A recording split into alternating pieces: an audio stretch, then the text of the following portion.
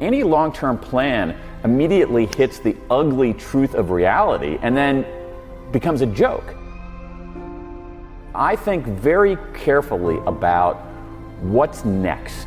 Any regrets you'd care to share? Anything that feels like, that stands out? Yeah, all kinds of regrets. I have regrets earlier in my life about not being a kind enough person, not bullying people, but actually being in situations where there was someone on the periphery or someone being left out and noticing that and not doing anything. That really bugs me. Like many people, there were a lot of people who talked about regretted not going to funerals. And there's one funeral that I'm thinking of, a guy who I worked with. I wasn't like a close friend, but I didn't go to his funeral because I was like really busy that day, and I still regret that. So that's a smaller one.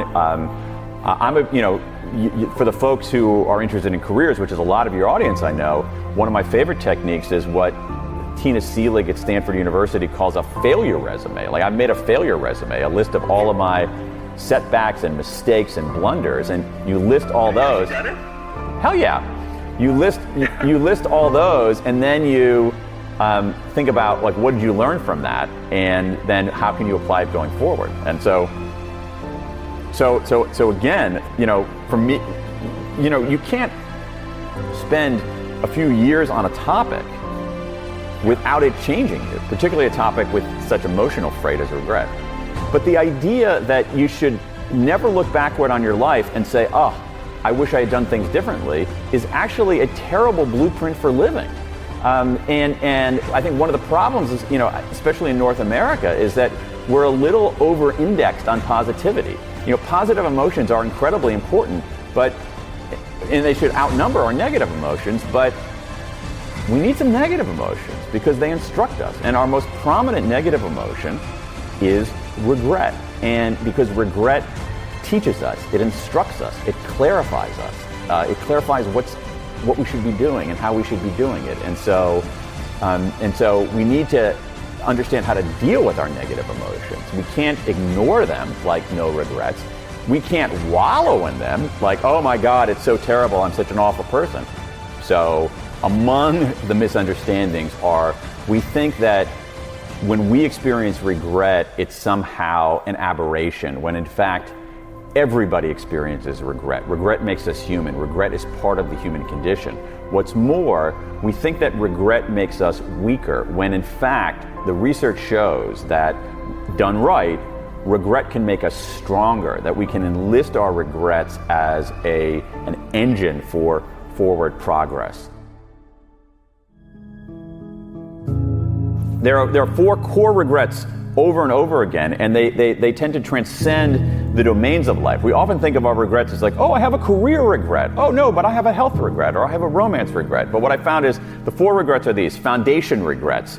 Foundation regrets are, if only I'd done the work.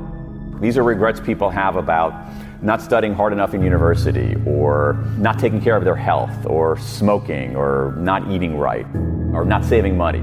Small decisions that accumulate to bad consequences. The second one, huge category, boldness regrets. These are regrets that people have that say, if only I'd taken the chance. They didn't start a business. They didn't ask that crush out for a date. They didn't travel. They had an opportunity at one point in their life to do something beyond play it safe. They chose not to do that, and now they regret it.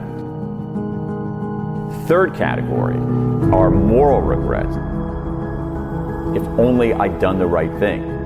These are people who, at a certain point in their life, could do the right thing or the wrong thing. They do the wrong thing, and it still bugs them, which is in its own way heartening. It shows that I think people want to be good. And then the final one are connection regrets. Connection regrets are, if only I'd reached out. And these are regrets about relationships, where you have a relationship, or you should have had a relationship, and it comes apart, usually through drifts, and you want to reach out, but you don't because you think it's going to be awkward and the other side's not going to care, so it drifts out even more, and then in some cases it ends up being too late. And so these 4 regrets, to me, reveal what makes life worth living. What do we want out of life? We want a stable foundation. We want some stability. We want a chance to do something. We want a chance to learn and grow and lead a psychologically rich life. We want to do the right thing. I'm convinced that most of us want to do the right thing. And what else do we want? We want love. We want connection to other people. That's what makes life worth living. In a weird way, regret also taught me about what makes a good life, because I had collected 16,000 regrets from people in 105 countries. And when they told me their regrets, in a sense, they were also telling me about what made life worth living. How do I turn that? Like, how do I take something that feels like it hurts and turn it into progress? This is important. In some ways, it's central. Regret hurts. There's no question about that. But here's the thing. Regret also instructs, and you can't have one without the other.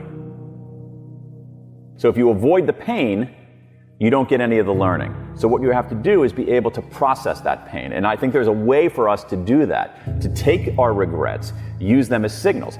We haven't been taught to do that. That's the problem. We have this weird approach, we have this weird view of negative emotions. Like some of us think, oh, positive all the time, and That leads to delusion. Some of us get so absorbed in our negative emotions that they, in some ways, exonerate us from making progress. That's a bad idea too. What we need to do is we need to process our negative emotions in a systematic way, and I think there's a good way to do that.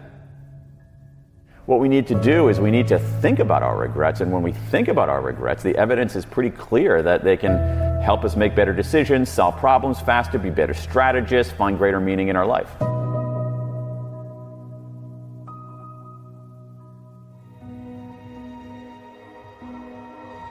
What I had this giant database of regrets, and I would look on my computer screen and see them listed there. And you know what? It wasn't that much of a downer because I felt like people were trying to make sense of it. There's some interesting research on this. One of the things that we think about disclosure of our vulnerabilities and our setbacks and so forth is that people will like us less. And in fact, they actually like us more when we do that. And so I actually had a lot of respect for people willing to disclose and willing to explain. And I felt like I was actually helping them make sense of this regret. So it wasn't that much of a downer. Over and over and over again around the world, the same 4 regrets kept coming up. And I found that fascinating because there wasn't much national difference. What's more, as I said earlier, these 4 regrets are revealing, because by revealing our regrets, we are revealing what we value the most. And so to me, these 4 core regrets operate as a photographic negative of the good life. That is, if we understand what people regret the most, we actually understand what they value the most. So in a weird way, these 16,000 regrets are not a downer as much as they are a pointer to what makes life worth living. Many of these decisions are less monumental than that. There's a kind of a focusing illusion that when we're making a decision, we think that that's the most important decision there is. And so for me, I think a tool is to make decisions for fundamental reasons rather than instrumental reasons, which goes to what you were talking about before about careers as a line. That if we make decisions, if I decide I'm going to major in this because it's going to lead to that, which is going to lead to that, which is going to lead to that, I think that's a bad idea because I think it's a bad bet because you have no idea where it's going to lead. If you major in something because you like it, because it's interesting, because you find it compelling, major in that because you're going to learn a lot, you're going to do really well, and you have no idea where it's going to lead. And so, you know, the reason that I like making decisions for fundamental reasons rather than instrumental reasons is not because I have this noble view of the world, is that instrumental reasons don't work because the world is so complicated. So you're better off just making decisions for fundamental reasons, doing things you care about that are